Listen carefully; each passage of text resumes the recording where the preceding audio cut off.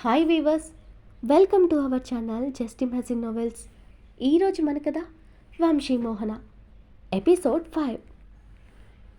మోహన వేసిన నిందకి క్రిష్ కోపంగా వెనక నుంచి గట్టిగా, ఏ మెంటల్, నువ్వు నమ్మినా నమ్మకపోయినా నేను చెప్పేది నిజం. నాకు నిన్ను కిడ్నాప్ చేయడానికి వచ్చిన వాళ్ళకి ఏ సంబంధం లేదు. నువ్వు నమ్మకపోతే నీ కర్మ అన్నాడు. క్రిష్ మాటల్ని పట్టించుకోకుండా వెళ్ళిపోతున్న మోహనుని చూసి పళ్ళు నూరుతూ, దీని కొల్లంతా పొగరే, నేను కాదంటుంటే వినిపించుకోలేదు. ఏదో ఆడపిల్ల పాపమని కాపాడితే నన్నే ఇన్ని మాటలంటుందా అని కోపంగా తిట్టుకుంటూ వెళ్ళిపోయాడు క్రిష్. ఇంటికి వెళ్ళిన మోహన స్నానం చేస్తూ, అమ్మో, ఇక మీదట బయటకు ఒంటరిగా వెళ్ళకూడదు. వాడి ఊర్లో ఉన్నంత వరకు మనం మన జాగ్రత్తలో ఉండాలి. ఈరోజు నా కన్నయ్య దయ వల్ల కాస్తలో ప్రమాదం తప్పిపోయింది. లేదంటే వాడి చేతిలో నా జీవితం నాశనం అయిపోయి ఉండేది అని కృష్ణి తిట్టుకుంది మోహన. రోజు ఏటిలో స్నానం చేసే వచ్చే మోహన మళ్ళీ ఇక్కడ ఇంట్లో స్నానం చేయడం చూసిన చంద్రిక, ఏంటక్క 2 సార్లు స్నానం చేస్తున్నావు అని అడిగింది. మోహన చంద్రికని చూస్తూ, ఏం లేదురా, వస్తుంటే దారిలో ఒక పురుగు మీద పడ్డది, అందుకని మళ్ళీ స్నానం చేశానంది. ఓ అవునా, సరే అంటూ చంద్రిక కాలేజీకి వెళ్ళడానికి రెడీ అవ్వడంలో నిమగ్నం అయిపోయింది. మోహన కూడా రెడీ అయి వంట చేసి టిఫిన్ చేసి చంద్రికకిచ్చింది. తన తమ్ముణ్ణి లేపి రెడీ చేస్తున్న మోహన దగ్గరకొచ్చి తన చేతిలో ఒక చీర పెట్టాడు శర్మగారు.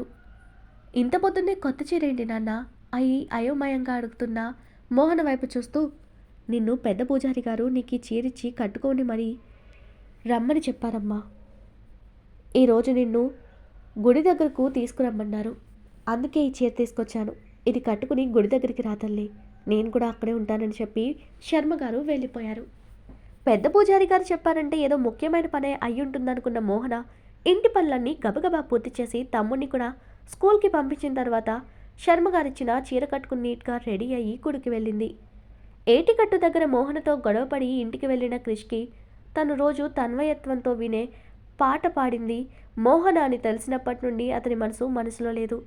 తను ఎవరినైతే కోపంతో సొంతం చేసుకోవాలని అనుకున్నాడో ఆమె స్వరం తనని కట్టిపడేయడం అతడికి నచ్చడం లేదు.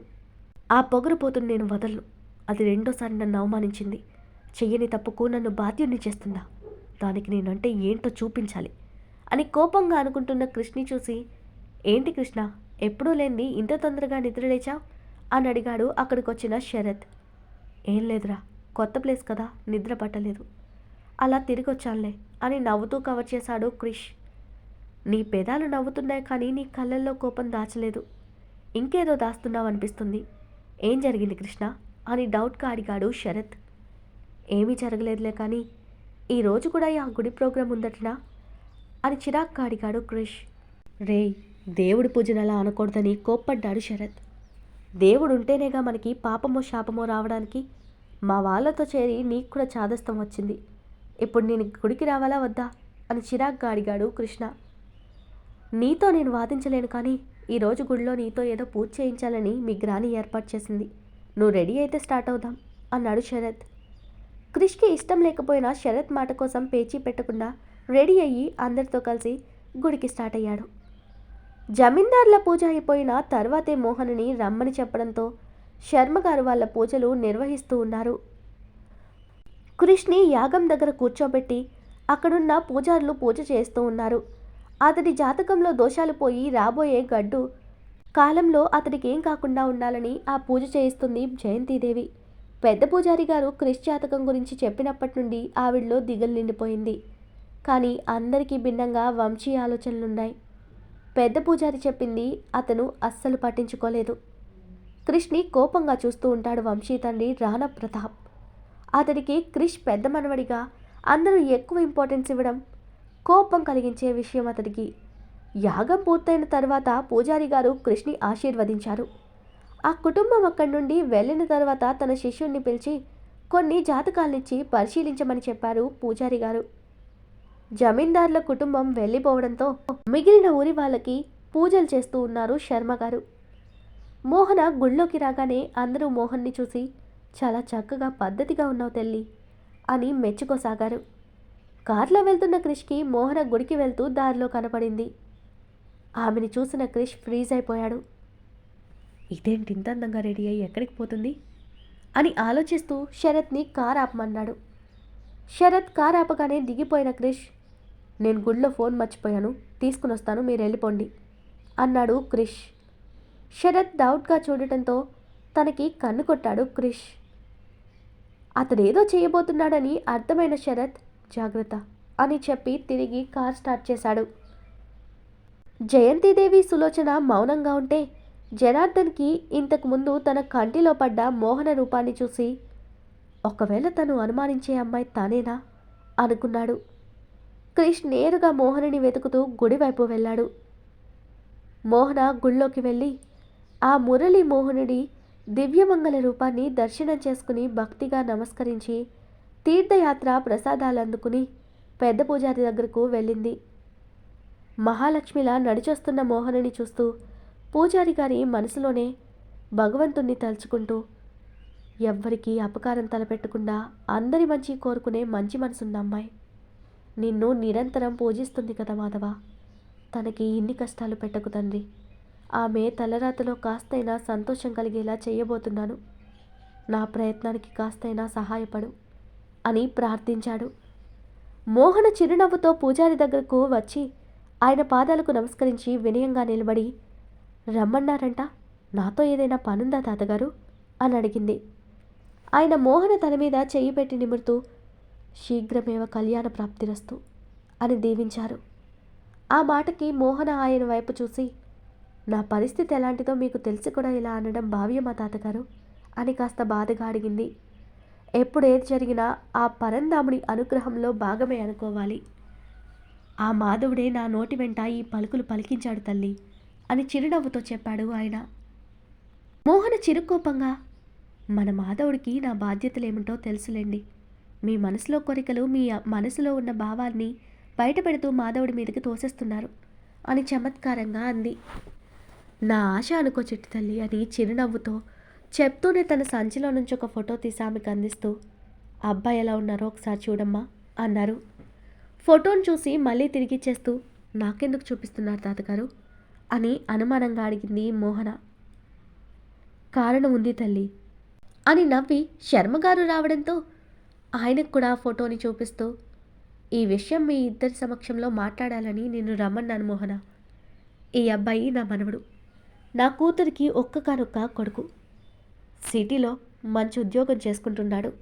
మీ పరిస్థితి అంతా నేను అతనితో చెప్పాను, అతని తల్లిదండ్రులకు కూడా చెప్పాను. నువ్వు వాళ్ళకు బాగా తెలుసు కాబట్టి వాళ్ళు నిన్ను తమ ఇంటి కోడలుగా చేసుకోవడానికి ఏ అభ్యంతరమూ చెప్పలేదు. పైగా నీ మీద ఉన్న అన్ని బాధ్యతలను నా మనవడు నిర్వర్తించడానికి ఒప్పుకున్నాడు కూడా. మీకు ఇష్టమైతే నా మనవడు కూడా నీకు నచ్చితేనే ఇద్దరికి వివాహం చేద్దామని నిర్ణయించుకున్నాను. ఏమంటావు శర్మ అని ఆయన వైపు చూశారు పూజారి గారు. అబ్బాయి బాగున్నాడు, చదువుకుని ఉద్యోగం చేస్తున్నాడు, కానీ ఆడపిల్ల తండ్రిగా వాళ్ళకేమైనా పెట్టాలి, కానీ ఇలా నా బాధ్యతలను కూడా వాళ్ళ మీద వేయడం నాకు ఇష్టం లేదు. పెట్టే స్తోమత అయితే నాకు లేదు. నా ప్రాణం ఉన్నంత వరకు ఏదో ఒక రకంగా నా బిడ్డలను నేను పోషించుకోగలను. వాళ్ళకి ఏ కట్న కానుకలు ఇవ్వలేనని బాధగా చెప్తున్న శర్మగారి చెయ్యి మీద చెయ్యేసింది మోహన. శర్మ, నీ గురించి నాకు తెలియదటయ్యా, నువ్వు నాకు పరాయివాడివా. మోహన నా మనవరాలు కూడా, అందుకే ఈ బాధ్యత నేను నిర్వర్తిస్తున్నాను. నువ్వు కోరుకున్నట్టు అమ్మాయి పెళ్లి చేసుకుంటుంది. మీ శక్తి మేరకు నువ్వే నీ మిగిలిన ఇద్దరు బిడ్డలను చూసుకో. నీ వల్ల కానప్పుడు నా మనవడు ఆ ఇంటి కొడుకుగా మారి నీ బాధ్యతలు నెరవేరుస్తాడు. నీ ఇష్టమే కదమ్మా అని మోహన్ అడిగారు పూజారి గారు. మోహన్ ఆలోచిస్తూ మనసులో, నేను పెళ్లి చేసుకుని వెళ్ళిపోతే నాన్నగారికి చాలా కష్టమవుతుంది తాతగారు. ఇప్పుడు ఏదో ఒక రకంగా ఆయనకి సాయంగా అంతో ఇంతో అందిస్తున్నాను. ఇప్పుడు నేను పెళ్లి చేసుకుని వెళ్ళిపోతే చెల్లుని తమ్ముడిని ఒక్కరే ఎలా చూసుకోగలరు అని దిగాలుగా శర్మగారి వైపు చూస్తుంది మోహన. తన కూతురికి పెళ్ళైపోతుందని ఆయన మొహంలో సంతోషం స్పష్టంగా కనబడుతుంటే ఆ ఆనందాన్ని దూరం చేయలేక, మీ ఇష్టం తాతగారు, నాన్నగారికి ఇష్టమైతే నాకు ఇష్టమే అంది. శుభం. అమ్మాయి కూడా ఒప్పుకుంది శర్మ, నువ్వేమంటావు అని పూజారి గారు అడగడంతో, ఇన్నాళ్ళు నా పూజలకు మెచ్చి ఆ మాధవుడే మీ మనసులోకి ఈ ఆలోచన తెప్పించాడేమో. నా కూతురు పెళ్లి నేను ఈ జన్మకు చూడగలనా అని దిగులుగా ఉండేది ఇన్నాళ్ళు. ఇప్పుడు అది పోయింది. నా బంగారు తల్లికి పెళ్ళవుతుందన్న ఆనందం మాటల్లో చెప్పలేకపోతున్నానంటూ సంతోషంతో కన్నీరు పెట్టుకున్నారు శర్మగారు. 2 రోజుల తర్వాత నుంచి మంచి రోజుంది. ఆ రోజే నా మనవణ్ణి ఇక్కడికి రమ్మని చెప్తాను. మీరు కూడా అబ్బాయిని చూసినట్టుంటుంది. వాళ్ళిద్దరూ కూడా మనసు విప్పి మాట్లాడుకుంటారు. దగ్గరలో మంచి ముహూర్తం చూసి ఇద్దరికీ పెళ్లి చేద్దాం. పెళ్లి ఖర్చంతా కూడా నా మనవడు చూసుకుంటాడు కాబట్టి నువ్వెక్కువ టెన్షన్ పడకు శర్మ అని పూజారి గారు భరోసా ఇచ్చారు. అలాగే అని సంతోషంగా మోహనని తీసుకుని శర్మగారు ఇంటికి వెళ్ళాడు. ఆయన పక్కనే ఉన్న అతని శిష్యుడు మోహన జాతకాన్ని పరిశీలిస్తూ, గురువుగారు, ఈ అమ్మాయి జీవితంలో ఇన్ని గండాలుండగా ఈ పెళ్లి జరుగుతుందంటారా అని అనుమానంగా అడిగాడు. ఆ గండాలన్నీ దాటడానికే నేను ఈ పెళ్లిని ముందుకు తీసుకొస్తున్నాను. ఆ మాధవుడి దయతో ఆ అమ్మాయికి పెళ్లి జరిగితే ఆ గండాలన్నీ దొరికిపోతాయి. లేదంటే రాక్షసుల కబంధ హస్తాల్లో తన కుటుంబం చిక్కుపోతుంది. అవన్నీ తనకు తొలగిపోవాలంటే ఆ అమ్మాయికి వెంటనే పెళ్లి జరగాలి. తనకు వచ్చేవాడే తనకు రక్షగా మరి కాపాడతాడు. అందుకే నేను తొందరపడుతున్నాను. ఎట్టి పరిస్థితుల్లోనూ తన జాతకం గురించి బయటపెట్టకు శాస్త్రి అని హెచ్చరించారు పూజారి గారు. అలాగే గురువుగారు అని ఆ శిష్యుడు మోహన జాతకాన్ని జాగ్రత్తగా తన సంచిలో దాచాడు. మోహన పూజారి మధ్య జరిగిందంతా చూసి విన్న క్రిష్కి మోహన మీద పిచ్చ కోపం వచ్చింది. అలా ఎలా నా నుండి తప్పించుకుని ఆ పెళ్లి చేసుకుంటుందో నేను చూస్తాను అని కోపంగా పిడికిలతో అక్కడున్న రాతి స్తంభానికి గట్టిగా పంచిచ్చి, మోహన ఎప్పటికీ నాదే. ఏ గాడ్, నీ పేరే నాది కూడా అంట కదా, నీకు చెప్తున్నా ఆ మోహన నాది. నా నుండి దూరం చేయాలని చూస్తే నేనేం చేస్తానో కూడా తెలీదు. అది మరొకరికి దక్కడానికి ఒప్పుకోను. అందుకు నేనేం చేయడానికైనా సిద్ధమే. ఆమె అంత నాది.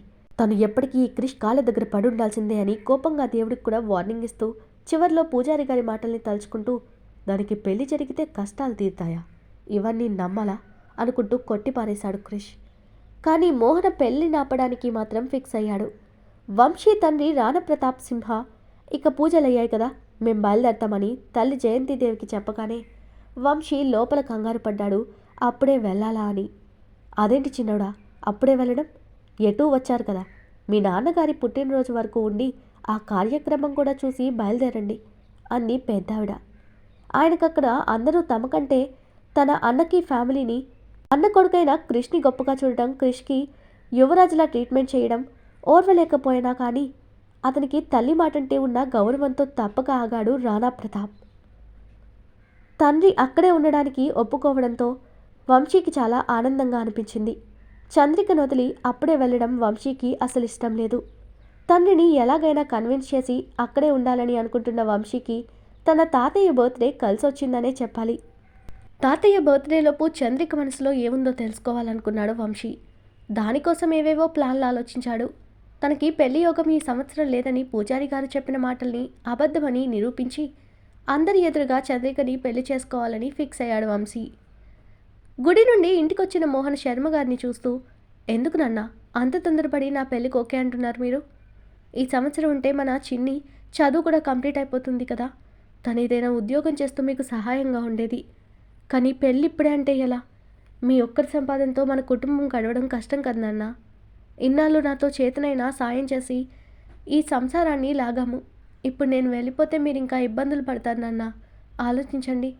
పోనీ ఒక పని చేయండి నాన్న, 1 సంవత్సరం నా పెళ్ళి వాయిదా వేయండి అంది మోహన. కళ్యాణం వచ్చినా కక్కొచ్చినా ఆగదని పెద్దవాళ్ళ సామెత చెప్పారు తల్లి.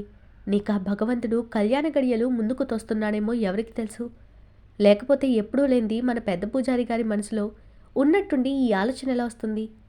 ఆయన అన్ని రకాలుగా ఆలోచించి మన మంచిగా ఈ సంబంధం కుదిరించారు. నువ్వు వేరే ఆలోచన పెట్టుకోకు తల్లి. ఎలా జరగాలని రాసుంటే అలాగే జరుగుతుంది. మన తలరాతలను ఎవరూ మార్చలేరు కదా అన్నారు శర్మగారు. ఆయన మనసులో తనకి పెళ్లి చేయాలని బలంగా నిర్ణయించుకున్నారని అర్థమైన మోహన ఇంకేమీ మాట్లాడలేక సైలెంట్ అయిపోయింది. కాలేజ్ నుండి ఇంటికొచ్చిన చంద్రికకి మోహన్కి వచ్చిన పెళ్లి సంబంధం గురించి తెలిసి ఆనందపడింది. తన అక్కకి పెళ్లి జరిగిపోతుందని సంతోషంగా, కంగ్రాట్స్ అక్క అని మోహన్ని హక్ చేసుకుంది చంద్రిక. చంద్రిక సంతోషం చూసి చిన్నగా నవ్వుతూ, నేనొక విషయం చెప్తాను, నువ్వు కోప్పడకు చిన్ని. ఏంటంటే నేను పెళ్లి చేసుకుని వెళ్ళిపోతే నాన్నగారు ఒకరే ఈ సంసారం బరువుని మోయలేరు కాబట్టి ఇప్పుడు నేను చెప్పే ట్యూషన్ని నువ్వు కొనసాగిస్తే మనకి ఎంతో కొంత డబ్బులు సమకూరుతాయి. నాన్నగారికి కాస్త బరువు తగ్గుతుంది. ఆ పని చేస్తావా అని అడిగింది మోహన. ఇలాంటి పనులు చేయడం చంద్రికకి అస్సలు ఇష్టం లేకపోయినా తన అక్క మాట కాదనలేక అలాగే అక్క, నేను చూసుకుంటాను అని అంది. తన అక్క కంటే ముందే తనే ఆ ఇల్లు వదిలి వెళ్ళిపోతుందని తెలియక మాటిచ్చింది చంద్రిక. మోహనని ఎలా దక్కించుకోవాలి, తనకి పూజారి చెప్పిన సంబంధం ఎలా ఆపాలని ఆలోచిస్తూ రూమ్లోనే కూర్చునున్నాడు. శరత్ వర్క్ చేసుకుంటూనే కృష్ణి ఓ కంట గమనిస్తూనే ఉన్నాడు. ఈరోజు మన కథ ఇక్కడితో కంప్లీట్ అయింది. ఈ స్టోరీ మీకు నచ్చినట్టయితే ప్లీజ్ స్టోరీని లైక్ చేసి కామెంట్ రూపంలో మీ అభిప్రాయాన్ని తెలియచేయండి. అలాగే ఛానల్ని సబ్స్క్రైబ్ చేసుకుని షేర్ చేసి మాకు సపోర్ట్ చేయండి. నెక్స్ట్ అప్డేట్తో మళ్ళీ కలుద్దాం. అంతవరకు బాయ్.